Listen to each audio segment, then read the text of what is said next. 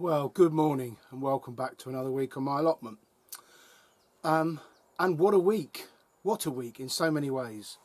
First of all, for those of you in the UK, you don't need me to tell you, that was an extremely long, sustained period of unusually hot weather. And this is my 11th summer as a self-employed gardener. And I can say without fear of contradiction that last week was the hottest, most uncomfortable week I've spent at work as a gardener. It affected me physically, I have to say, and you know that goes on to the fact that I'm 58 years old now. I'm not getting any younger, and I can feel in myself that a hard day at work is more difficult than it used to be, and that's to be expected, but there was just no release from it, was there? And of course at night, when normally things cool down, it was it was only a few degrees cooler. One of my customers said that she measured the temperature in her bedroom and it was 24 degrees centigrade at night. So anyway, yeah, it was a hot week. Of course, lots of things like the tomatoes, the pumpkins, the butternuts, they love that hot weather, and that will have done them the world of good. And there'll be no spectacular summer sunrise this morning, let me tell you. We had some heavy rain in the night. Actually, yesterday we went up to my daughter's near Reading and her fiance, and saw my youngest son with our two little grandchildren, which was an absolute joy. It was a much cooler day, much cooler. So yeah, and today's going to be overcast. We might get a bit of rain or drizzle, and I don't mind that. So that's enough about that. Well, what's happening on the plot? Well, if you hang around a little bit, I will show you a very unusual clip of Sky News featuring my plot, and I'll explain how that came to be. Unbelievable, strange. Anyway, yeah, I'll show a clip of it later. What am I doing today? Well, I'm up here all day. Cheryl's coming up here later, bringing lunch with her. It's 5:25 now. I've been up here over an hour, and it's been dark. We must have had some strong winds on the plot yesterday while I was away, because it knocked a couple of the very large sunflower plants over. Even though they were staked, it just snapped the cane off. So some of those metal pins, I've used a couple of those to put them back up, and I think the roots were still fairly intact, so they should be okay. But I mean, that's sunflowers, it's not really important. All the crops seem to be intact, and the large frame with the two pieces of Harris fencing with all the peas on, that's okay. So yeah, so on the plot today, I've got a little bit more structural work to do on my little very meagre frame that I'm putting up for the kiwi plant I bought. I've always wanted to grow kiwis, and they do some hardy ones now. Of course, kiwis originate from New Zealand, which has a temperate climate very similar to ours, so there's no reason why it shouldn't grow here. But I don't want it growing on the shed, but I want it growing on that end where it faces the sun. So we'll see. It'll either succeed or it won't, but I'm putting up a wooden frame just for it to be tied along. Yeah, so I've got that to do, and that would need staining, etc. Also, the concentrate, which I'll show you later, from the comfrey, the dry comfrey, that tub underneath the container is nearly full now. So I'm going to pour that off into a bottle, and then I'm going to refill it with more comfrey. I'll take out the old stuff, put it on the compost heap, and I'm going to refill it. There's enough around my plot and that empty plot, which I'm going to start moving some plants, and I'll do that as well today. So the grass strip I've got at the very end of my plot, I'm going to line with comfrey plants. The plot it's on currently used to belong to Bridget. She put all the comfrey plants there, and then last year they gave up that plot and it hasn't been re-let, which is a shame because it's wasted ground. Anyway, I can move some of that comfrey across and restart making more comfrey concentrate. And then the other thing is, there's a huge pile of new excellent wood chips, and I'm not really desperate for it, but it's there Nobody else, it's been there over a week, no one's had any of it yet. There's not a single shovel been pushed into it. So I'll move some of that, I think, today. And then I've got a bit of grass cutting to do. I cut John's grass at the end of his plot. So time will tick along. On the plot, really, I might get the hoe out. There's a second broad bean bed. Let me see if I can move you across. Don't know if you can see that. Yeah, there's a second broad bean bed. I'm not very good at this. Anyway, the broad beans are only small. You only get about 2 or 3 beans in each pod, but they're perfectly fine. I shall harvest the end of those today, and that bed can be cleared out. And then those summer raspberries that Bridget gave me last year very generously from her own garden, they were growing wild. They really haven't produced. The raspberries are tiny, and it's all a bit messy, and it hasn't worked. So I'm going to dig all that out and be done with it. So lots to do. Time will shoot by, and Cheryl will do a bit more picking. We might get another good picking off the black currants if she can be bothered. So yeah, lots to do. Welcome along. Well, from this modest little metal drum, yeah, I managed to get this much concentrate, and it's not a massive amount, but you know, it's about half an hour's work to fill it, chop it all up and fill it with comfrey, and then you just leave it. So it's not the most labour intensive procedure.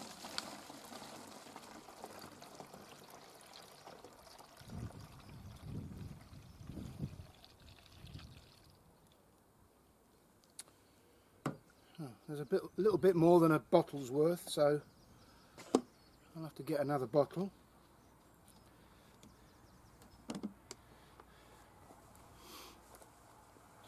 But label everything, boys and girls. Comfrey concentrate. I've got a little bit left in there. I'll leave that in there actually, just to weigh the thing down so it doesn't move. And I'm now going to get on and fill this drum again.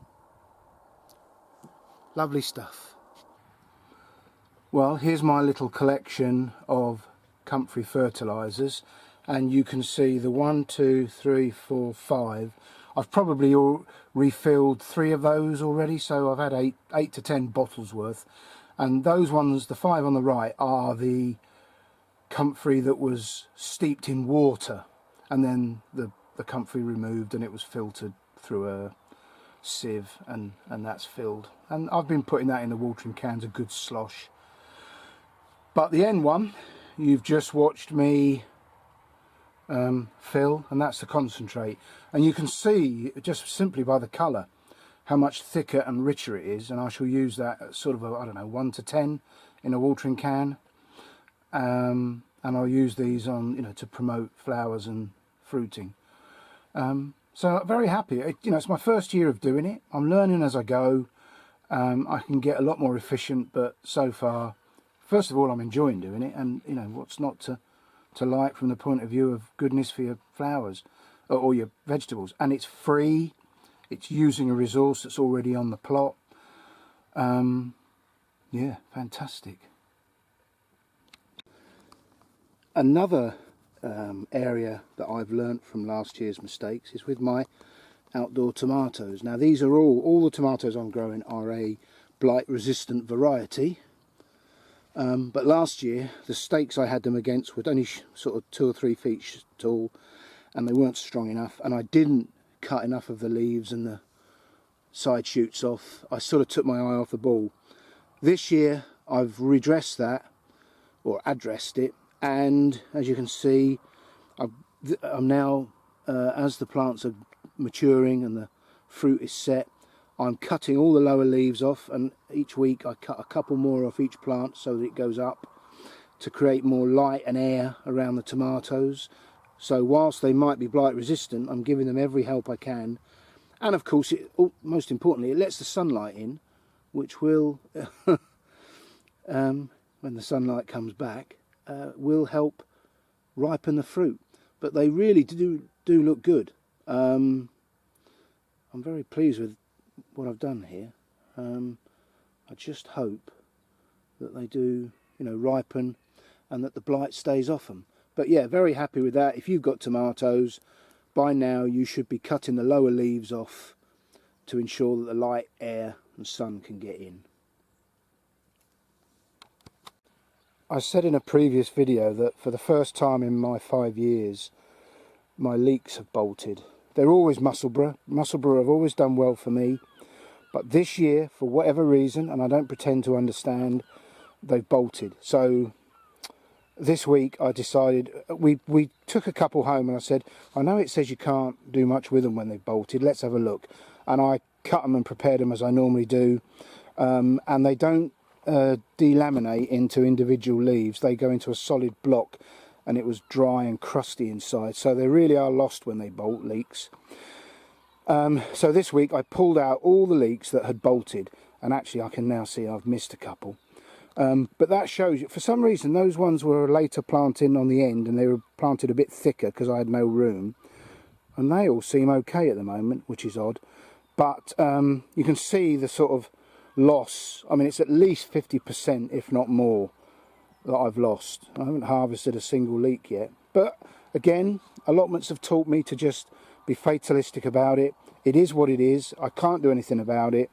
Conditions were against me with this, and so be it. However, I did a second sowing, which again is a really good idea, because you never know what's going to happen to the first.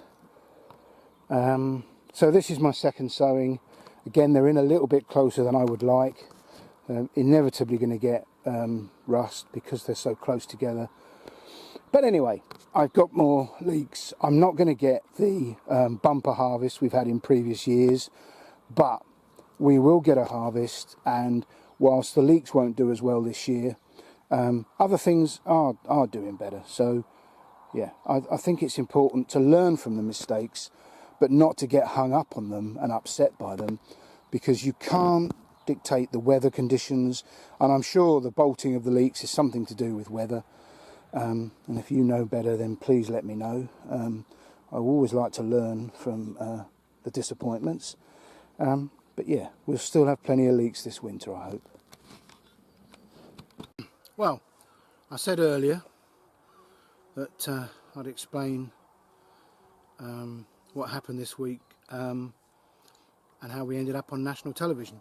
Obviously, I said earlier that, you know, this week was stinking hot, up around the low 30s, and unusually Cheryl came up with me in my van to have a real good go at picking all the black currants and the other fruits, and we were both busy on the plot. In fact, I was stood here tying in this courgette, and a chap, I didn't see where he came from, a chap walked up the main path of my plot, and he said, hello Martin, and and pointed at my wife and said, that must be Cheryl. And I looked at him and I thought, I don't recognise you. I said, how do you know me? He said, I've just read your sign on Clever What's It. So we had a bit of a chuckle, and he said, look, this may be a bit random, and by all means just say no if you'd rather, but I'm a cameraman for Sky News. I live in Chepstow, and I've just had a message from my news editor to get some shots of people working in this extreme heat. And he says, I've been on a building site and I've just been over the farm and watched the guys with the tractors. And I saw your flag as I was driving along the road, and I've turned in. Would you mind if I got some shots of you and your wife working on your allotment plot? And I said, no, help yourself. And he says, right, just do what you're doing. Ignore me completely, don't look at me. And I'll just move around the plot, I'll get a few shots, and that'll be it. So that's what he did. I was busy. In fact, I was pulling out these leeks at the time, and I barely saw him. He sort of hid behind things. Anyway, he finished his film, and it took him about half an hour. And he said, thank you very much, I appreciate it. If I ever see you in Chepstow, I'll buy you a pint. And off he went. I never thought to say, you know, what are you using the footage for, and when will it be on the TV, or will it be, you know. Anyway, off he went. I thought no more of it. But unknown to me, Cheryl sat. She discovered that on our TV, we've never watched it. It's one of these obscure channels, Sky News. Channel 2, 3, something or other. and she recorded it that evening, and she was watching some of it back about 10 o'clock at night, and she called me from, in fact I was in bed. She said, Martin, come down. And there was our plot on the Sky News. And it featured in some programme about climate change, and it said for every degree rise in temperature or something in the summer, 5,000 people will die in the UK. I wasn't really paying attention to the news bit. I don't, you know, bloody news. I'm fed up with it all, doom and gloom. But he put a few shots of us, and what he'd done is he'd positioned the camera so that it could make out what was going on, but it obscured our faces. I don't quite know why. Take one look at my face and thought, yeah, I better obscure that. Anyway, it only accounts for about, I don't know, 10 seconds. But, you know, nobody else, there's no one else up here. We were the only people here. And we got on Sky News. So, Hanley Plotter Allotment, as featured on Sky News. And I'll show you the clip now. 5 degrees by 2070, with more extreme and frequent heat waves. Every 1 degree rise above the normal summer average increases the death rate by 2%. And by 2050, 5,000 people a year could be dying as a result of heat. The government has a heatwave plan, but independent analysis shows many deaths occur at temperatures below the threshold that triggers an alert. Some scientists say heat isn't taken seriously enough. Our focus is not on people who are living alone with respiratory illnesses, who are dying in... One of the things that's giving me most pleasure on the plot this year, well, actually two things, and they're side by side. The first is the sweet pea obelisk. Really enjoying that. Didn't think I was a pink flower kind of guy, but I think they're lovely. They're overflowing, and I love it. They're winding their way through the beetroot, and it's lovely. And we're taking bucketfuls of them home, and they're all around the house, which Cheryl enjoys. But the other thing next to it is the Tromboncini courgette plants, one either side of this arch, and they've now met in the middle, and I absolutely love it. We haven't eaten one yet, but I just think they're so novel. You know, there's plenty of them growing, and if I can bring you down here, you know, there's one. They sort of curl around on themselves. I just think they're one of nature's works of art. And I love it. It's absolutely festooned with them. And every time I walk through this arch, it brings a smile to my face. So yeah, I can recommend this. I suppose really I ought to taste one, make sure they don't taste bad. But yeah, Tromboncini courgette. Grow it on your plot and you'll have a smile on your face all day. You've got the same sense of humour as me. I thought, I usually do my little interesting facts thing. And I've had some new subscribers recently, and then I had some drop off, as is the way. And if you are a new subscriber, then welcome along to the channel. I'm grateful. And if you don't know, those who've watched a few now will know this, that sometimes I include some funny stuff, and I think it just supplements what I do on the allotment. And some people have commented that they find it quite interesting. So with that in mind, I've got something slightly different this week. It's not a rant. I'm not going to talk about the current debacle, although I have to say every week it gets more and more incompetent. I won't go any further with that. But one of the things that I have been fascinated by, I mean, there's many aspects to it. The way the government have been able to manipulate people into thinking things they've never thought before, all of that. But the thing that's really significant, and I do hope it changes in the future, is how we now think there is the science. If you know anything about science, science has improved and evolved and discovered new and fascinating things about our world through debate. Somebody puts forward a hypothesis, and then he or she invites others to break it down and to find fault with it, and if they find fault with it, then it's clearly not correct and they go again. But constructive, critical debate is how science moves ever forward.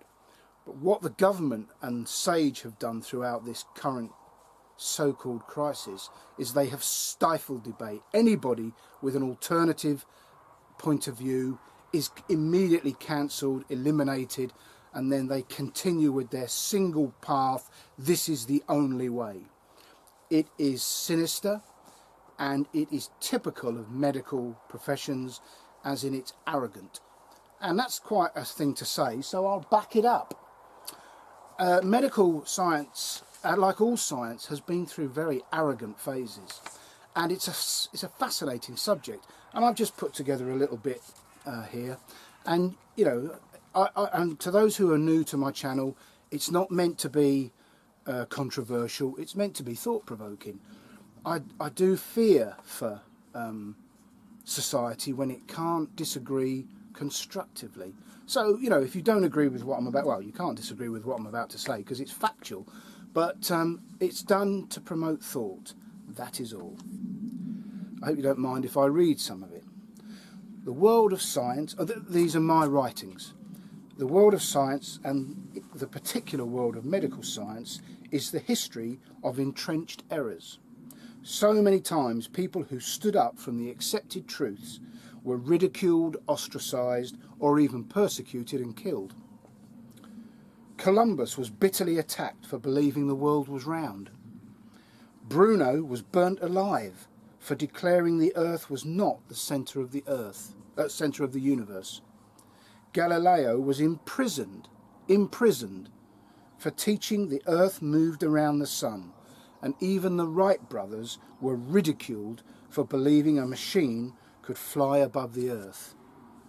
I mean, obviously Bruno was burnt alive, so obviously he didn't ever have his day where I said, I told you so, but the others did.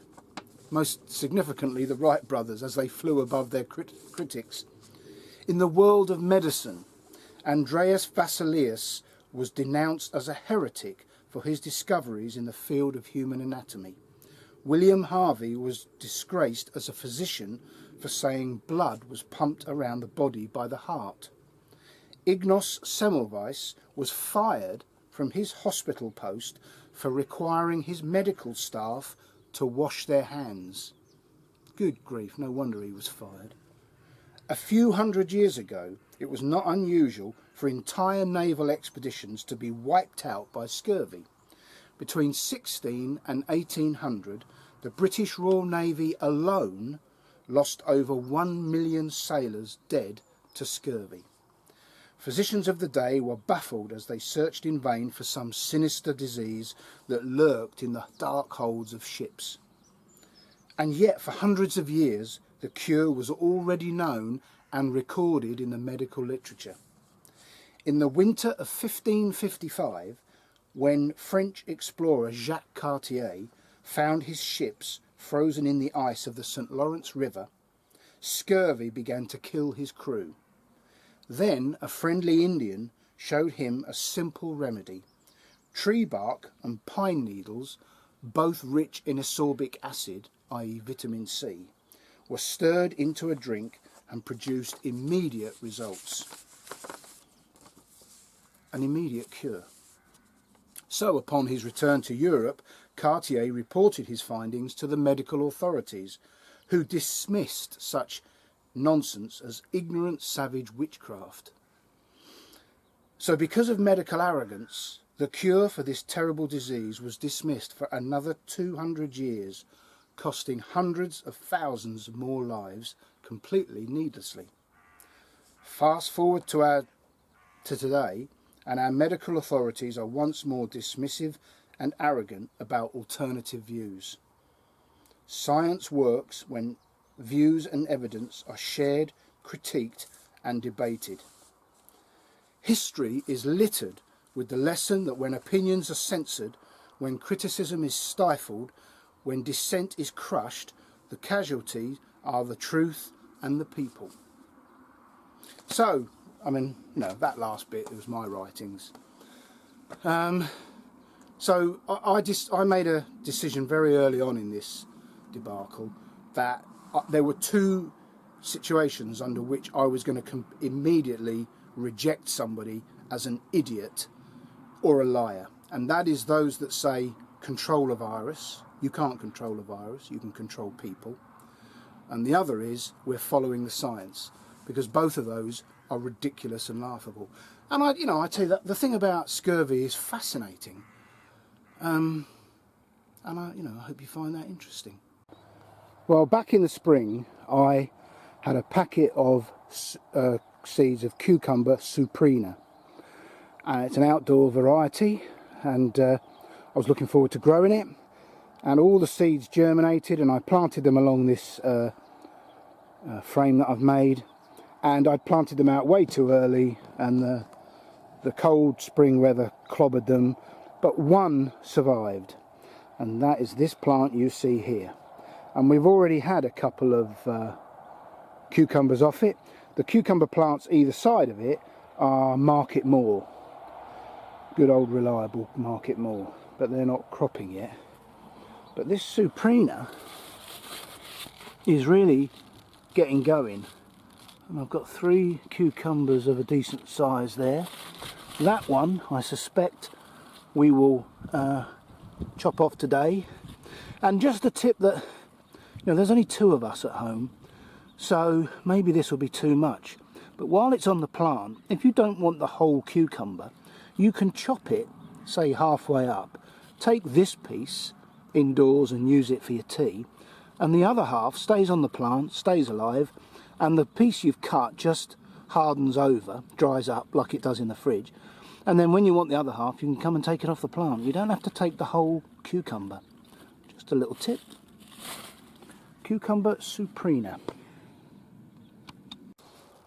Okay, so not the most exciting job in the world, but comfrey concentrate distiller refilled,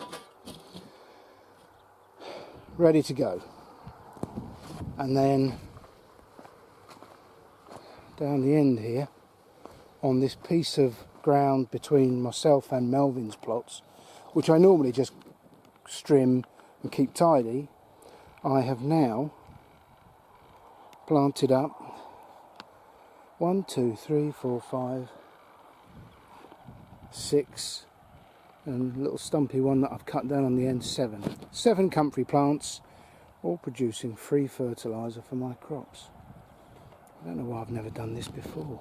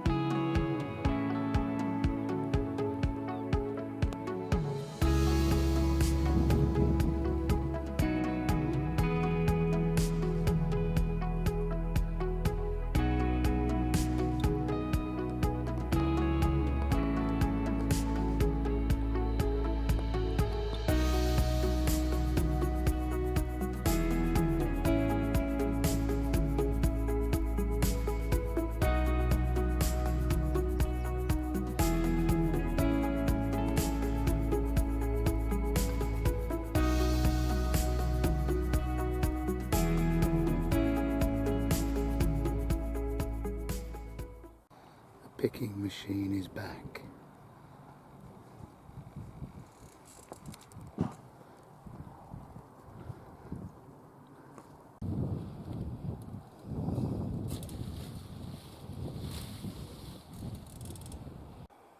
Well, I took quite a bit of produce to the farm shop this morning, but that doesn't mean there isn't still plenty for us. And of course all of this lot means more work to do when I get home. Well, that's it for another episode. Thanks for joining me. Thanks to those who've subscribed. Hope there was something of interest there for you. And I know our little bit of Sky TV fame was very short-lived. If you blinked, you missed it. But it was still novel and interesting nevertheless. So, I'll be back in a week's time. Look after yourselves. Take care. Bye for now.